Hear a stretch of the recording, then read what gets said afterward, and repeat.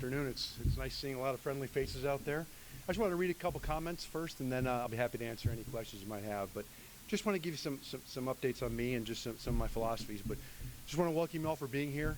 Serving as Phoenix Police Chief and listening to Donna just say that was just still a little bit surreal for me. I just never thought I'd be here, and I'm so happy to be here. But I want to thank city leadership, city management, the mayor, city council for their support in me to give me this opportunity. It's very humbling. I have very simple priorities. They're building trust in our community, making sure officers have the support that they need, and delivering a high level of service and protection to the residents of the city of Phoenix. I believe in holding ourselves accountable, operating with integrity, practicing compassionate policing in every interaction we have. I find it very important to me. Again, it's been a whirlwind. It's my third day. These first few days have been really energizing, getting up early, staying late, but again, it's really exciting to be back. I've attended departmental meetings, I've had conversations with members of the community, and the other night I even attended one of my first police chief advisory boards. Again, something that was near and dear to my heart when I was here back in 2016, and getting to go back and reconnect with members of the community, very important to me. I've also had a couple other really unique opportunities. Yesterday I got to go to a retirement ceremony and celebrate with a friend of mine after a very long and distinguished career. And this morning, which is the highlight of my career, highlight of my days, is I got to celebrate the promotions of 12 new supervisors, 12 new leaders in the police department. Again, those are the good days. Just a couple other things. I just look forward to reconnecting. I used the example earlier today in another meeting I was in. It feels like, because all you know, I've been gone for about 8.5 years. So I feel like it's almost an analogy for me is, I feel like I went away to college and I just got back and my parents redecorated my room. So it's still my house, it's still my room, but it looks completely different. So that's kind of the feeling I get when I walk through these hallways, seeing a lot of familiar faces. But again, I just talked to someone in the hallway just now, and he's like, "You don't remember me, do you?" And he's got no hair anymore, and he's got a big bushy beard. I knew him very well before, but it was just really nice to reconnect. So again, I'm really happy to be back. It's good to see a bunch of friendly faces here. Donna said, you know, it's only my third day, so please be nice to me. But with that, I'm happy to answer any questions anyone might have. I'll just point. My wife's a teacher, so this is kind of a role reversal for me. Go ahead. Hi.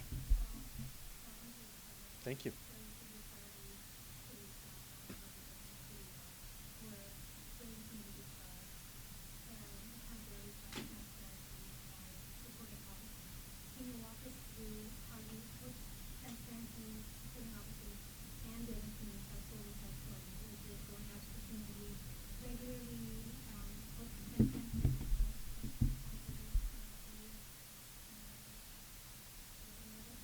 Yeah, I was going to say, if you can remember, let me know. But let me start, and if I miss something, please let me know. You know, building trust in the community is incredibly important to me. Like I said, before I retired, I was a commander of what's now the Community Engagement Bureau. So I truly understand the importance of engaging with the community. We can't be successful as a police department without listening to the needs of the community. And I'll talk about it when I was a sergeant years ago, and we started, data collection became a big thing. We would have all kinds of data, and I'd go to these community meetings, and I was armed to the teeth with these are the problems in your neighborhood, and how arrogant that was of me to go into a community meeting and say that. But I thought I knew everything. And very rarely were the top 12 items that we had identified as the top 12 call volumes or call types, those weren't the community's concerns. They had other concerns. So we need to listen to them. We need to engage them. Data, that is important. I'll get to your transparency question because that's where that fits in. But we have to listen to the community. What does the community want from us? What does the community expect from us? And we need to listen. And again, we probably need to listen a lot more than we talk. I'm a really bad example of that, but we do need to listen. So that's my engaging with the community. Going out to the community, I can bring people here, but again, just little things. It's not easy to park here. It's not easy to get here. You have to come through security. It's easier for me to go out to the community. It's easier for me to go to a community meeting, an advisory board, a school, whatever it is. We need to go out and engage the community where they work, where they live, so we understand what they're going through. So that's my community engagement part. Transparency, it really does come down to just open doors and being fully transparent as we're allowed to. There's ongoing investigations, there's things we're not allowed to release, but for the most part, we should be almost an open book. We put so much on our forward-facing Facebook or web page now that you have access to so much more information than you did 30 years ago when I started with the Phoenix Police Department. That's the old model. The old model of policing was, nothing to see here. I don't know what's going on. That was a disservice to the community. It was a disservice to the police department. It's taken us years to overcome that. So again, just like we do with our own partners here internally, with our external partners, we need to tell the why. Why are we doing what we're doing? So that's my commitment to you. That's my commitment to the community, is I will always tell you the why, and we'll explain why we're doing what we're doing. And again, when our new records management system comes online, data accessibility goes to another level. So we'll be able to provide even more data. And I think we already do provide a ton of data for the community to take a look at what we're doing, how we are spending their tax dollars. So again, I think that's very important. And remind me on the third part of your question, I'm sorry. Yeah. Mm-hmm.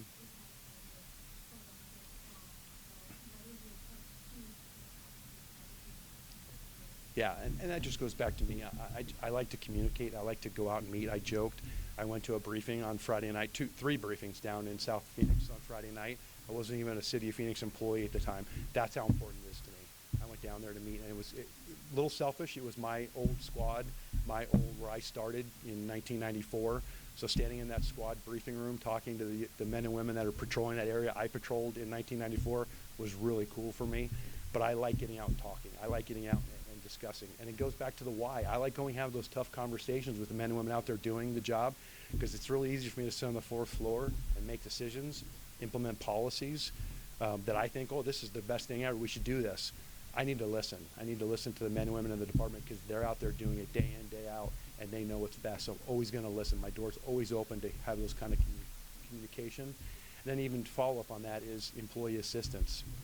Healthy employees are critical for the success of the Phoenix Police Department.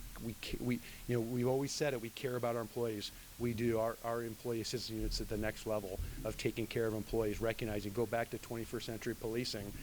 Hurt people, and it's cumulative. So we need to make sure, even in the academy now, we're talking to young men and women about the stressors of this profession.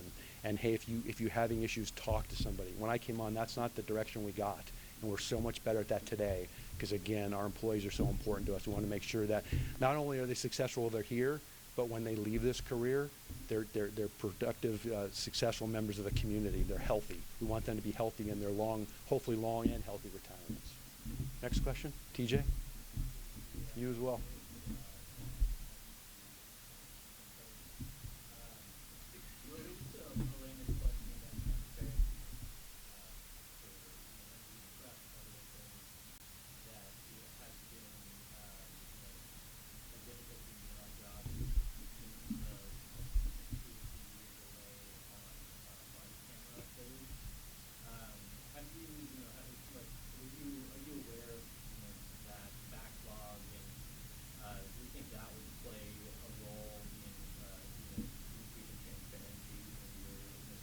A 100%. And actually, even the 3 days I've been here, I've already had a briefing on trying to leverage technology in being able to shorten our time frame for getting out public records. So we are definitely aware of that. We're working on that. Trust me, we don't sit on public records requests just to be mean to you guys. We want to get that out as quickly as we can. It's just there's so much manpower that goes into that we are trying to leverage technology. So look forward for that in the future, that us coming up with the technology solutions for that.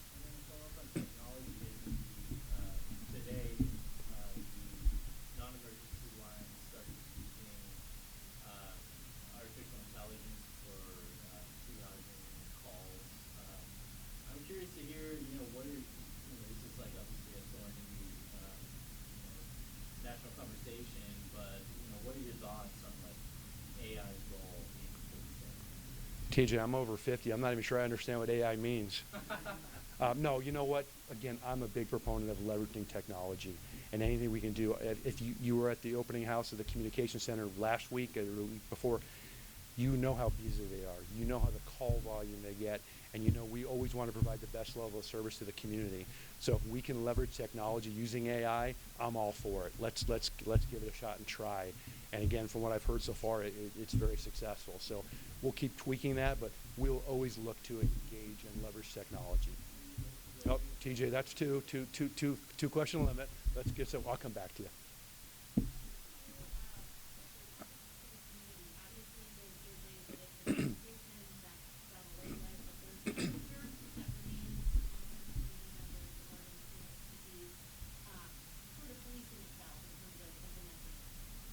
And it's a great question, and I've heard that multiple times before I even applied for the position, and now since I've been identified now that I'm here. I've heard it from multiple people, and it's a valid concern. Though the information that report didn't go away, what created that report didn't go away. I'm not sitting here to dispute what's accurate, what's not accurate. I don't want to do that. What I want to say is we should always be looking to evolve. We should always be looking for continuous improvement. And you have I'm telling you, we will continue to do that. The department has come so far in the last several years, and we're going to continue to do that through continuous improvement. And what I talk about is we can have the best policy in the world, we can have the best training in the world, and we can make sure everyone understands it. If we're not checking, we're not making sure, we're not have accountability, we don't have follow-up to make sure that the policy is being implemented correctly, and even more so, is the policy we came up with and the practice we came up with, is it effective? Is it working? So we're going to continue to do that in all aspects of the department, and we will continue to do that. Hi.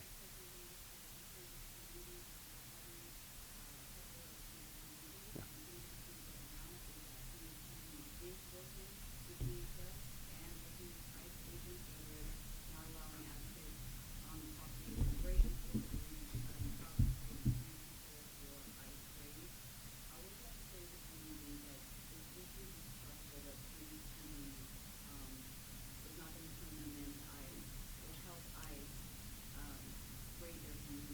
Yeah, I've been very clear on that. The Phoenix Police Department enforces Arizona revised statutes and city codes. That is our primary responsibility. We don't enforce immigration laws. We don't ask about immigration status. So we do not. We are aware from time to time of ICE operations that are going on because we want to make sure that if we get 911 calls, we're aware of what's going on, but we don't go out and actively help them. I'm actually in the process of setting up a meeting with the ICE director here locally, the HSI director, to make sure that that is clear, that we are not going to assist them in their immigration enforcement, because that's not our role. I was here when we went through SB 1070, 15 years ago, and I saw the distrust that created in the community. So we're not going back down that road again. We will enforce laws. We'll hold people accountable. Those are Title 13 laws, Arizona revised statute laws, as well as city codes. But we are not going to engage and make any kind of enforcement decisions or take any enforcement action related to immigration enforcement. Sure.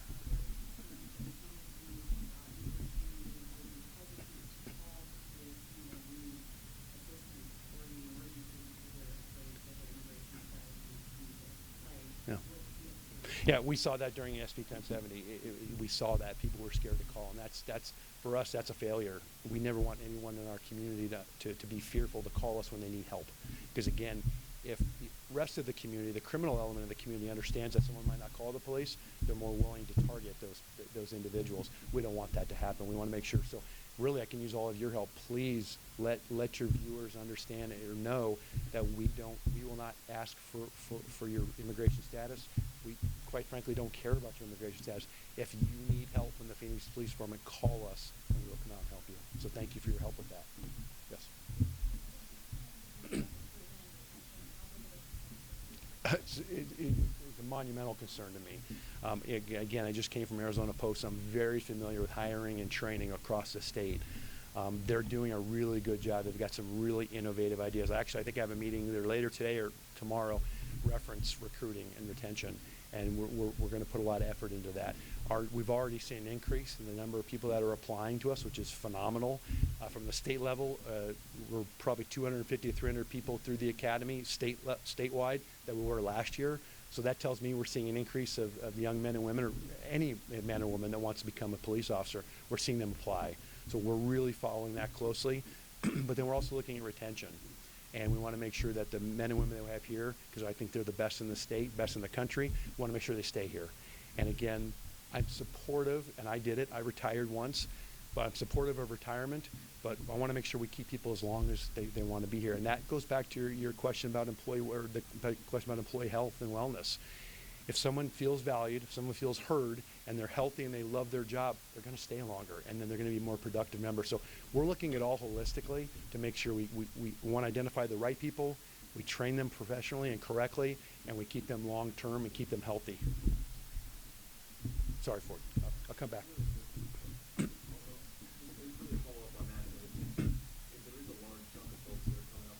Uh-huh.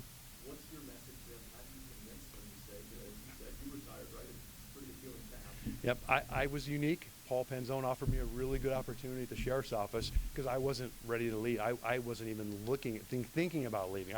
For these older people in the room who are in drop, they'll understand what this means, but I didn't do a day of drop because Paul offered me such a great opportunity. But you're right, we need to connect. And I'm hoping, again, getting out there, sharing my message, my vision for this police department will get people to stay longer. We have that window of people that are still in the tier where they can retire at 20 years, and they're coming up, they're 16 to 20 year veterans. And I've heard from some that they are ready to leave right at 20, and that never happened. And I'm not talking about leaving to go to a bigger and better, because I'll always support people in career development.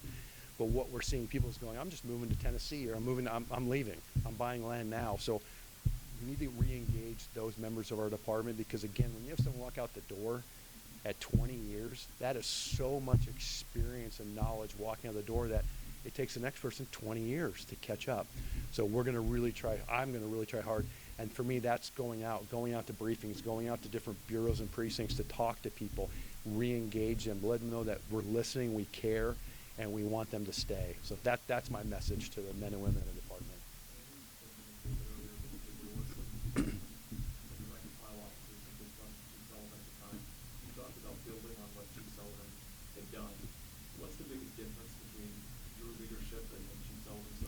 You know, Mike's a good man. I know him really well, but we spend a lot of time in meetings together. We just have different personalities. I was telling someone the other day on Monday when I got here, and the analogy I gave you earlier, it's odd. It's odd coming back here, and I know a lot of people, and I know where all the precincts are. I know where everything is. I cannot imagine coming to this department, as big as the department is, as big as the city is, and not knowing anything about it. And that's what Mike did. Mike came from another state. So not only do you have to learn the geography, you have to learn the community, you have to learn the officers. That's a lot of work. That's a heavy lift on top of all the other responsibilities you have. I have all that already.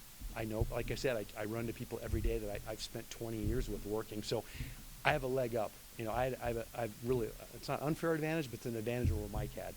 And again, I enjoy getting out and talking. I get out. Sometimes it's detrimental to my schedule, because I allot 30 minutes and it takes an hour, but I'm willing to put in that time, and I want to put in that time to go do that. My kids are grown, so my wife and I, 30 years of marriage, we still enjoy our company, but she's okay if I'm gone for a few hours on like a Saturday morning, a little quiet time for her. So those are the times I'll look to go out to precincts and bureaus to meet with the men and women that are out there doing the job, because I can tell you from my experience, I spent a lot of time working third shift, and how many times I saw a chief come to a briefing or an assistant chief come to a briefing, which I know they all just did, twice, in 23 years. And that means a lot.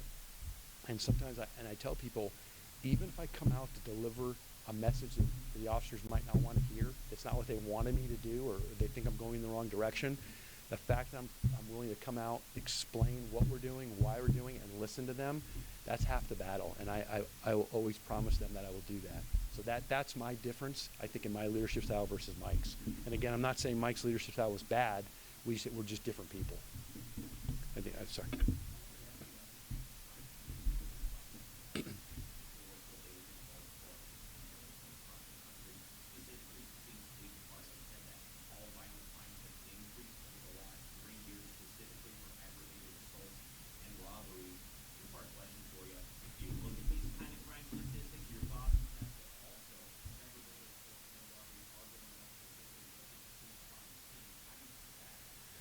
Yeah, I mean, crime stats are always important. I'm fully transparent. I have not looked at those. I have not seen those numbers. The numbers I'm seeing are the current numbers, and we're down in just about, and correct me if I'm wrong, we're down in just about every area. So I'll have to go back and look at what 2024 was and what went on there, because that's news to me. Because again, I just looked at them this morning for calendar year 2025, and we're down, I think, in every area. But crime suppression is always important. It's a balance. It's a balance of resources. So we're always looking for innovative ways. I talked about leveraging technology. So we're always looking to do things like that because it's very important. Again, when someone calls 911, they expect an officer to respond and take care of problems. But you also look at, quality of life, and there's things we need to do. And, crime stats sometimes are driven by different factors, whether it's drug abuse, chemical dependency, whatever it might be.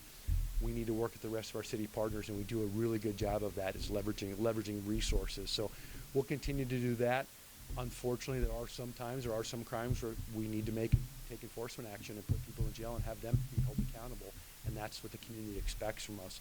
So we'll continue to do that. We'll continue to look for alternative ways to address crime.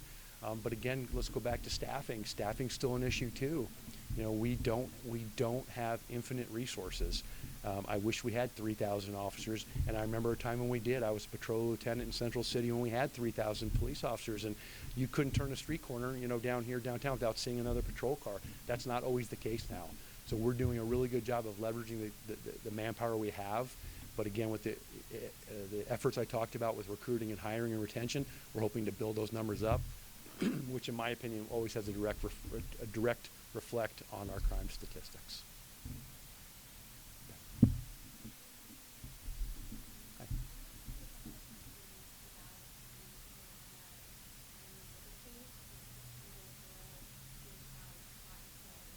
Okay.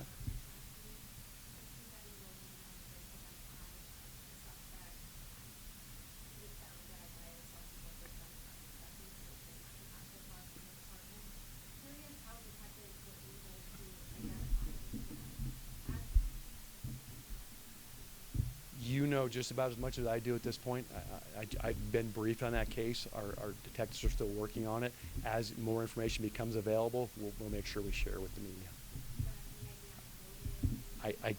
I know, honestly, just about everything you know.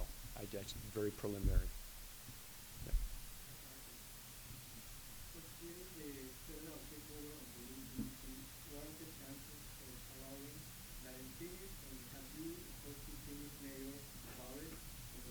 Yeah, I have not spoken to the mayor about that. I've been following that very closely since Monday. Causes me some concerns. I do believe that the District of Columbia is different than the city of Phoenix. I can tell you now that my peers from the surrounding cities, I just don't see that happening in Arizona. I really don't. And I think it would be a different response if it was to be proposed in Arizona. But again, we're following it very closely. We'll always follow things like that closely. But again, it's very hard to talk about hypotheticals of what might occur in Phoenix. But we are definitely watching that closely. Then I'll come back to you. Yeah, go.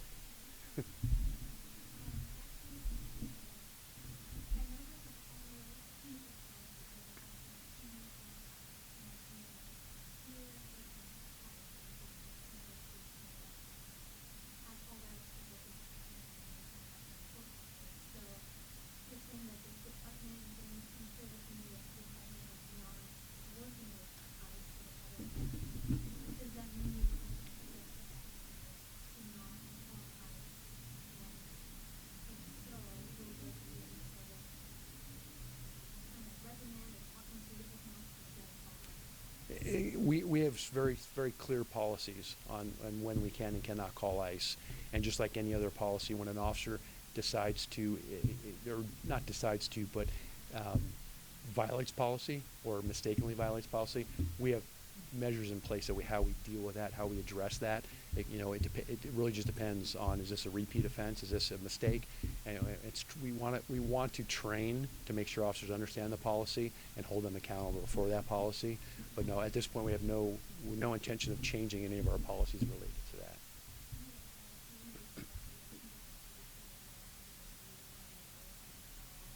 I have not seen any finalized policies or even any proposed policies changes, but I definitely will put that on my radar.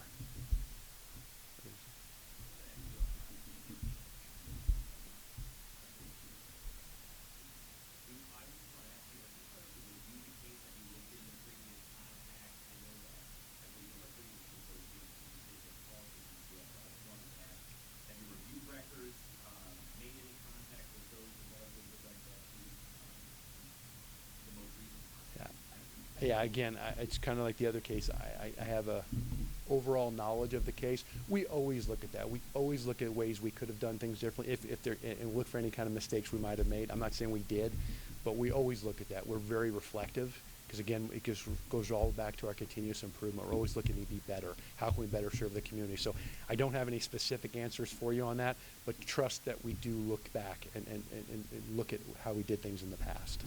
I'm sure that's something, as we continue to work to that, we'll be able to provide additional information, just like with the other case.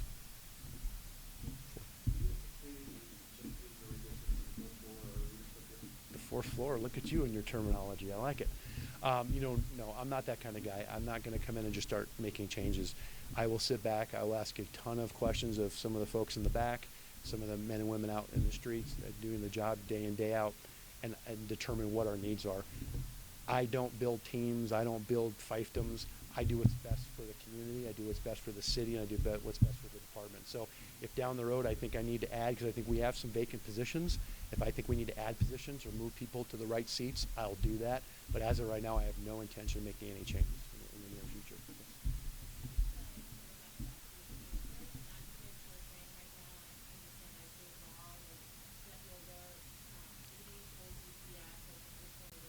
Mm-hmm.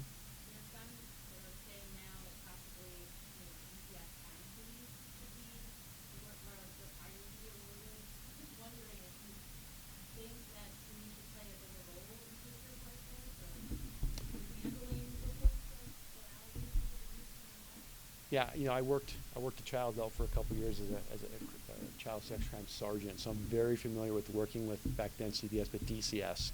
We have a very collaborative relationship. We really do. It's a multidisciplinary approach to those cases, because again, it does take a lot of resources. So to be able to leverage those resources. So again, I don't believe there needs to be any changes to the protocol per se. But again, it's something we always look at. So if something did fall through the cracks, and I'm not saying they did, but we'll always look, again, if we need to have more involvement or less involvement or closer communication. But I can tell you right now, our detectives in child crimes are talking to DCS daily, if not hourly, on cases, because we work them together so routinely.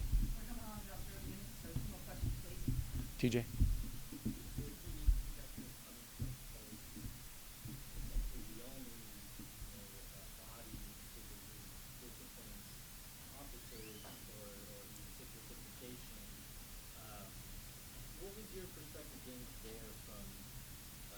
Specifically police, about one, what the department was doing really well, and things you saw that you wanted to improve coming in.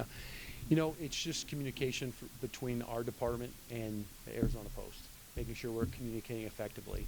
One of the big things is you have to notify Post when an officer's hired. You have to notify Post when an officer leaves. We just need to do better in the communication. It's a two-way street. But I've talked about this, and I was very guarded before, but now I can proudly talk about it. We got internal affairs investigations from every department in the state. 158, depending on the day, 159 or 158 agencies that hire police officers.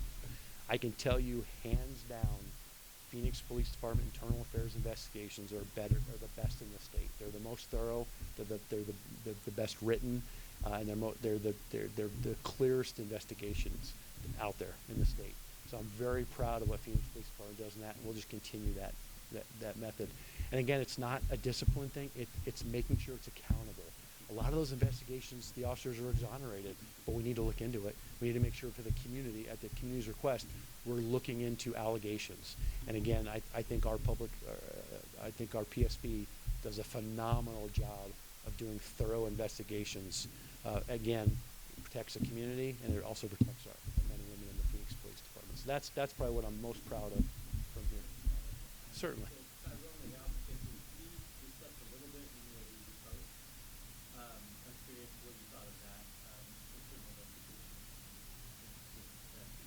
I'm trying to think. I apologize. I got hundreds of cases every. I know I read that. I know your case you're talking about. I didn't have any concerns with that investigation. Again, I almost never had a concern with the way Phoenix did it, internal affairs investigation. So we looked at it, and then the board reviewed it. Oh, sorry.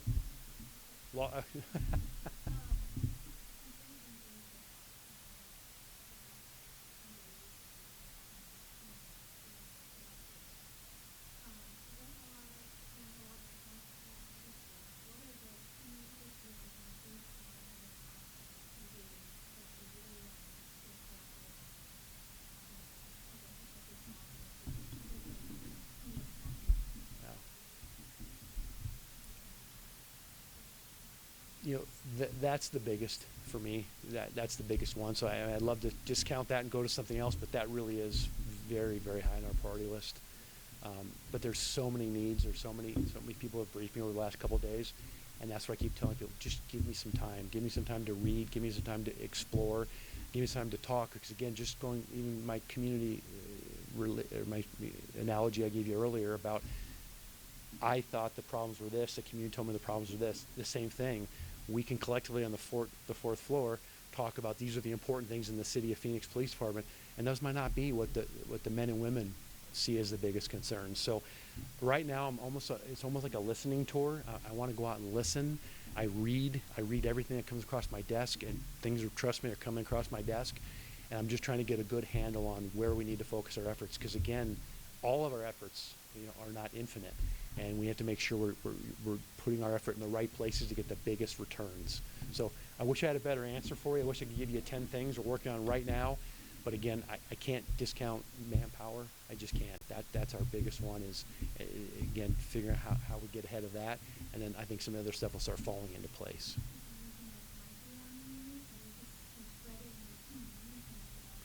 Well, you know, it's funny. When I left and I went to Arizona Post, the joke over there is there's no such thing as an Arizona Post emergency. And now my phone rings again 24 hours a day, 7 days a week. My emails ding all the time. It's a lot. The city of Phoenix is a big city with a lot going on, and you have 2,600 men and women out there doing phenomenal work every day. And again, you almost feel, you don't almost feel, you do, you feel responsible for them.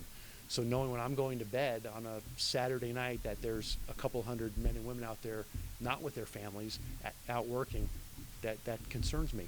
I'm worried for their safety. I'm worried, you know, that something could happen to them. So again, that's for me one of the biggest concerns I have, just getting back into that frame of mind. But again, I'm honored to be here, proud to be here. I cannot wait for about 2 weeks when I get to raise my hand and put the uniform back on again, because I never thought I'd tell anyone again I'm a Phoenix police officer. And in 2 weeks I got to do that again. So I'm really excited to be here. So I appreciate you all for coming.